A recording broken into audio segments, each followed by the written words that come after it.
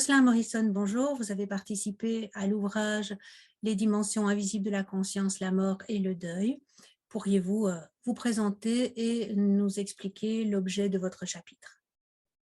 Oui, bonjour, merci d'avoir donné l'occasion de participer à cet ouvrage collectif.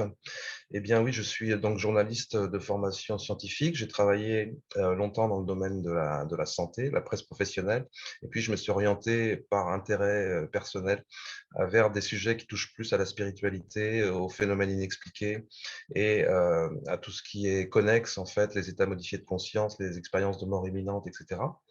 Et dans ce livre collectif, je propose un chapitre sur la façon dont les informations qui viennent aujourd'hui de la science contemporaine, la science dure, notamment la physique et la physique quantique en particulier, mais aussi les neurosciences, finalement nous révèlent des informations qui convergent avec les enseignements de la spiritualité venus du fond des âges, notamment de l'hindouisme, du bouddhisme, des chamanismes aussi encore plus anciens, qui nous disent que finalement le monde tel qu'on le perçoit n'est qu'une apparence, une projection de quelque chose de plus profond, hein, qu'on appelle parfois un arrière-monde, et que cette réalité-là, elle est sous-jacente à ce qui apparaît, et que cette réalité-là, elle nous unit, elle constitue un socle commun en fait à tout ce qui existe, et donc elle relie finalement tout ce qui existe, et notamment tous les êtres vivants, nous sommes reliés, nous ne sommes pas séparés. C'est quelque chose que vivent les témoins d'expériences mystiques, d'expériences d'états modifiés de conscience profonds, comme les expériences de mort imminente en particulier, hein, qui expliquent qu'ils se sentent reliés absolument à tout ce qui est. Ils en reviennent avec une conscience aussi écologique très, très prononcée.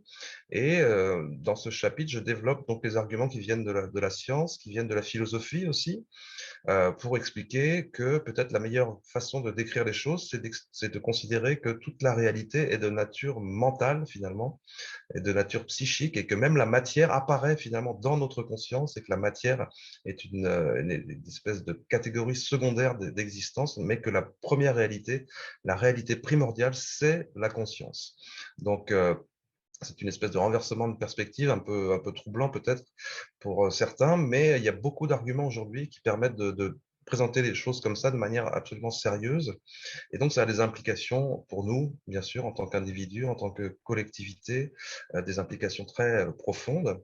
Et notamment, moi, j'aime bien la description qu'en fait un philosophe anglais qui s'appelle Tim Freke, qui parle de la nécessité d'un développement unidividuel, c'est-à-dire une unidividuation. Donc, on doit devenir à la fois un individu donc identifié en tant qu'individu, en tant que personnalité, mais relié finalement, relié à tout ce qui existe, relié à tous les autres. Donc l'unividuation, pardon, c'est peut-être le chemin qu'il faut prendre. Ça résout le paradoxe de savoir si nous sommes un individu isolé ou bien si nous sommes une seule et même conscience. Je pense qu'on peut concilier les deux approches. Nous avons une conscience individuelle, oui, nous existons comme un être individué, comme disait Jung, mais nous sommes l'espèce d'émanation d'une seule conscience primordiale. Et c'est ça qui fait que nous comprenons que nous ne faisons tous qu'un, comme le disaient les philosophies très anciennes, y compris chez Plotin ou dans l'hindouisme, encore une fois. Merci. Donc, cet ouvrage, Les dimensions invisibles de la conscience, la mort et le deuil, va paraître aux éditions Satas au printemps 2022. Merci Jocelyn et à bientôt. Merci, avec plaisir. À bientôt.